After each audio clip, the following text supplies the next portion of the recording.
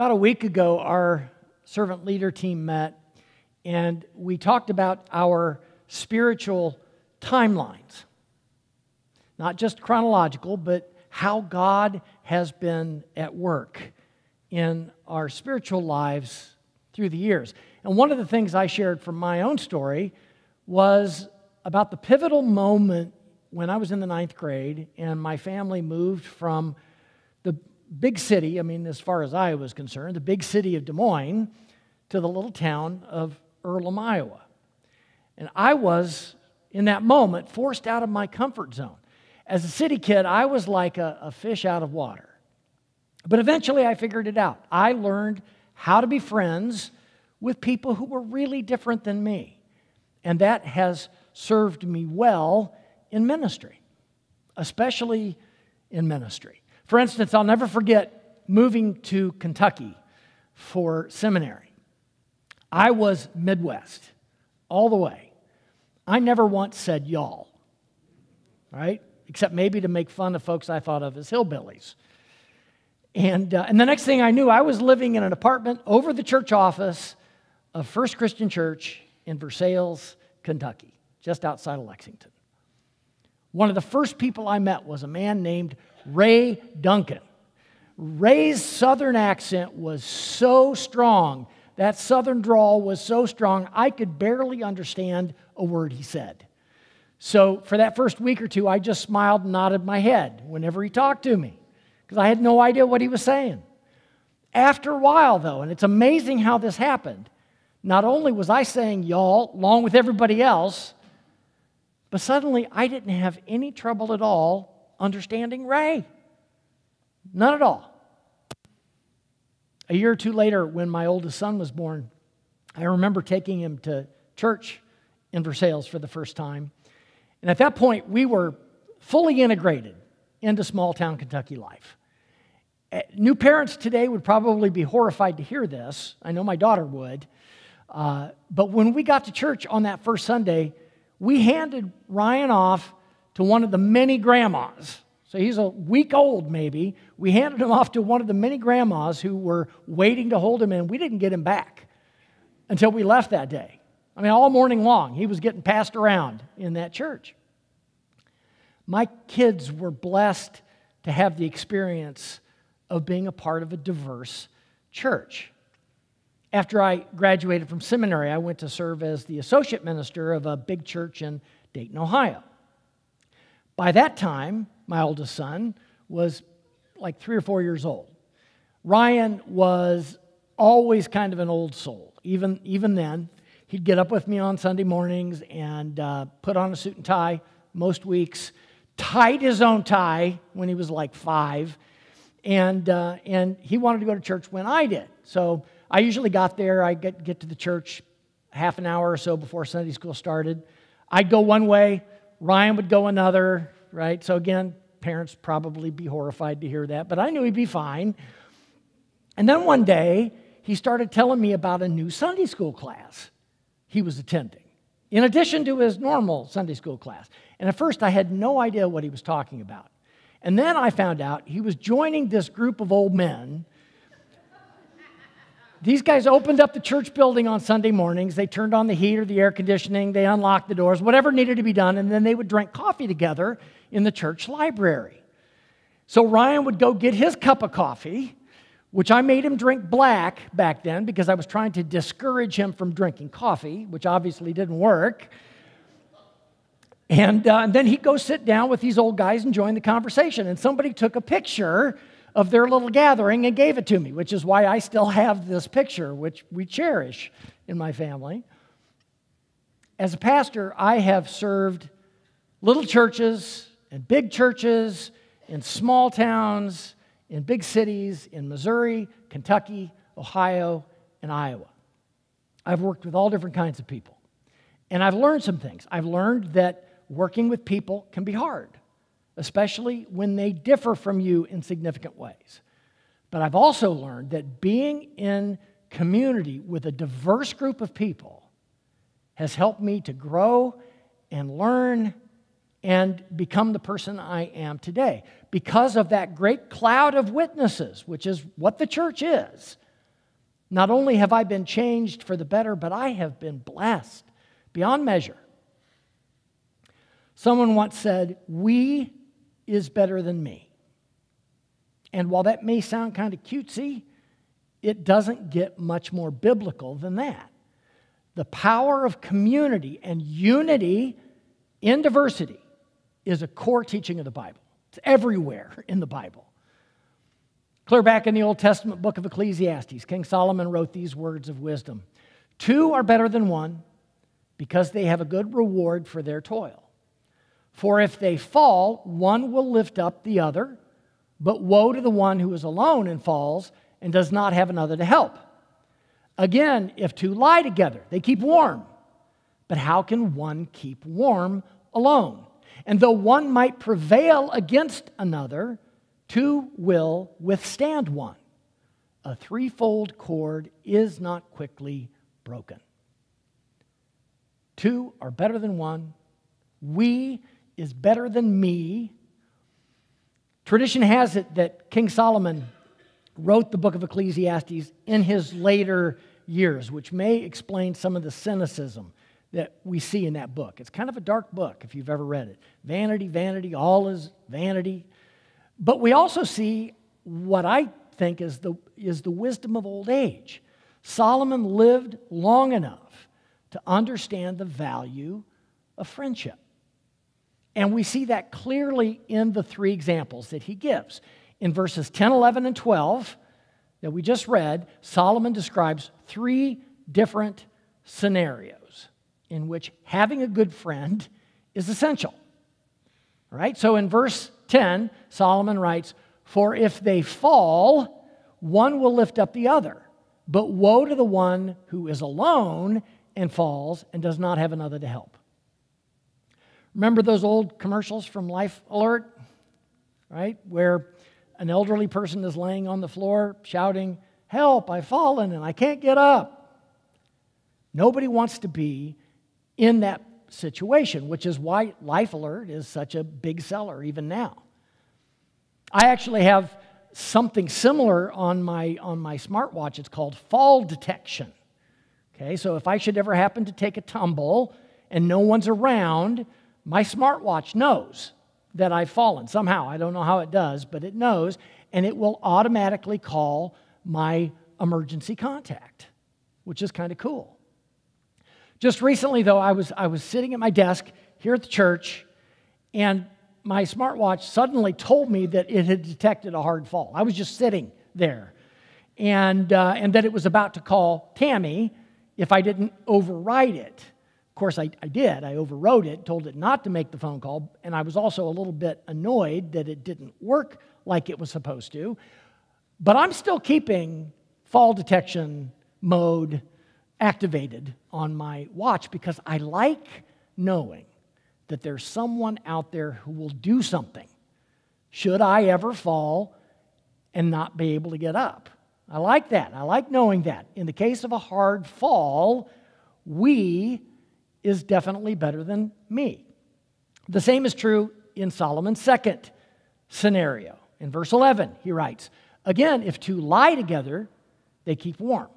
But how can one keep warm alone?" In other words, a second warm body on a really cold night might save you from hypothermia, might even save your life. One of my favorite Christmas Eve stories, it's probably been a while since I've shared that even on a Christmas Eve, but it's a story about a father and a son who go out to check trap lines on a cold Christmas Eve day. When they're out, an unexpected winter storm, a blizzard, strands them in the woods. They're lucky they're able to find an abandoned shack for shelter. The father rages at the storm before the two huddle together for the night. All they have for warmth, all they have for light is a single lighted candle. That's it. It's all they were able to find. The father falls into a fitful sleep while the little boy keeps his eyes focused on that single flame in the midst of that massive cold and darkness. He imagines himself, the little boy imagines himself surrounded by the warmth of that light. And in that way, the two survive until the morning. just as Solomon would have predicted. The final scenario is probably the scariest and definitely describes a situation where two are better than one. As Solomon writes in verse 12, although one might prevail against another, two will withstand one. A threefold cord is not quickly broken. It's scary to be alone and to be vulnerable.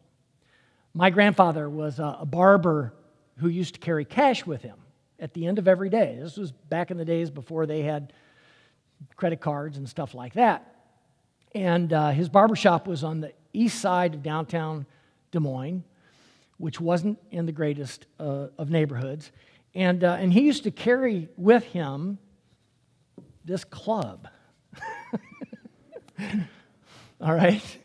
I think he went by the motto, walk softly and carry a big stick. Okay? He kept this under the driver's seat of his car. I never talked to him about it. I didn't find out about this until he was already gone. I would have loved to have asked him if he ever had to use it. I don't know if he did. My grandfather was not a violent man, not in any way. And I'm guessing if he'd had someone riding along with him on those days when he had to carry cash with him home from the barbershop, that he probably wouldn't have carried that club, because two can withstand one, because there's safety in numbers, because a threefold cord is not quickly broken.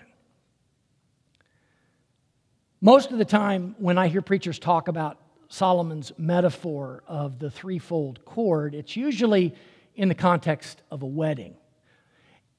They say, a preacher will get up and will say, if you want your marriage to be strong, if you want your marriage to be unbreakable, there needs to be three strands. You, your partner, and Jesus.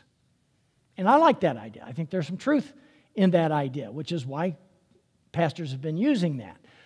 But it's not really what Solomon was getting at when he wrote Ecclesiastes. He wasn't talking about strengthening the bonds of marriage specifically.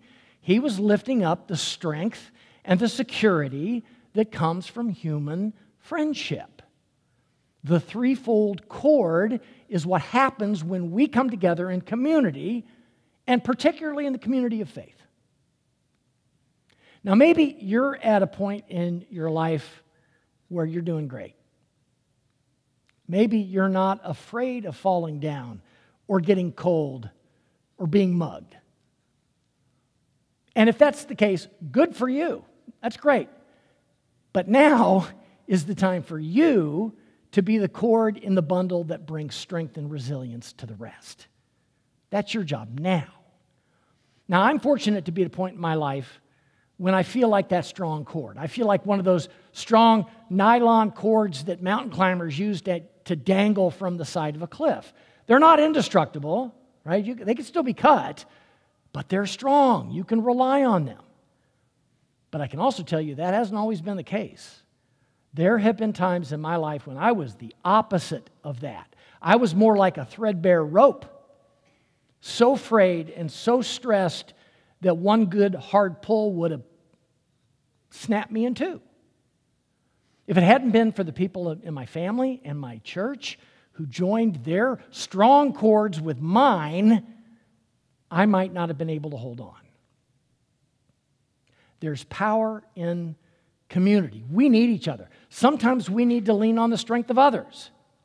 And sometimes we need to share our strength with them. And it doesn't matter if they're different than us. In fact, those differences make us stronger. A few weeks ago in our Wednesday night study of The Chosen, we talked about the story of Jonah, which really gives us some insight into the heart of God in terms of how we're to relate to people who are really different than us. So God sent Jonah, you may remember, to preach a message of repentance to the people of Nineveh. Nineveh was the capital of Assyria, the empire that destroyed the northern part of the Holy Lands and 10 of the 12 tribes of Israel. Because of the people of Nineveh, those tribes never existed again. If you remember the story, Jonah didn't want to go. He didn't want to save the people of Nineveh. He certainly didn't want them to be counted among his friends, but that's what God asked him to do. And the people of Nineveh heard the good news, and they responded to that. They repented in faith. In our new sermon series, we're asking the question, why can't we be friends? The world has all kinds of answers for that. We can't be friends because we're historical enemies, like Israel and Assyria were back in the day. Or because we're of a different race or class or nationality or religion or political party. The world has been dividing us up like that for as long as people have existed. In fact, in the time of Jesus, there were even religious laws that forced people apart. Jews, like Jesus and the disciples, were told that mingling with people who were different than them would corrupt them. It would make them unclean. So you know what Jesus did? He ignored those laws. He befriended tax collectors and prostitutes and Samaritans and Gentiles and Roman centurions and even a Pharisee or two. He knew the strength that could be found in the threefold cord, and he commanded his disciples to do the same. I don't think there's anything that makes God happier than when we work together with people who are different than us and truly love them as our friends.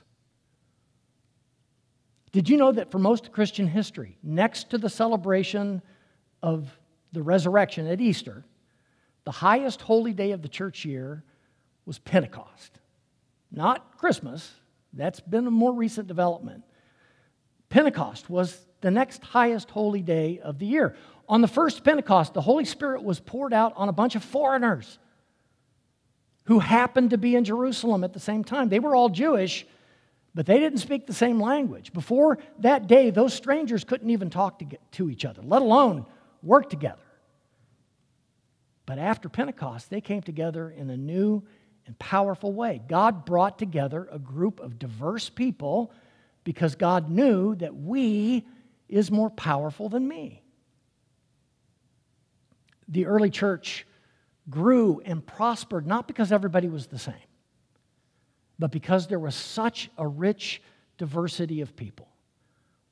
Like the Apostle Paul said, there are many different parts in the body of Christ. Not everybody can be an eye or an ear or a mouth.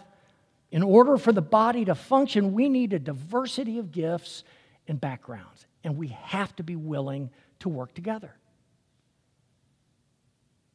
Core message of the Apostle Paul, core message of the New Testament. When that happens, there's no stopping us. That's why Jesus said, again, truly I tell you, if two of you agree on earth about anything you ask, it will be done for you by my Father in heaven. For where two or three are gathered in my name, I am there among them. Spending time with old friends and making new friends is one of life's greatest pleasures. It's fun. It makes life immeasurably better. But even more than that, it's how God gets things done. It's how God gets things done. So never underestimate the power of friendship, especially with folks who are different than you, because two are better than one. We is better than me, and a threefold cord is not quickly broken.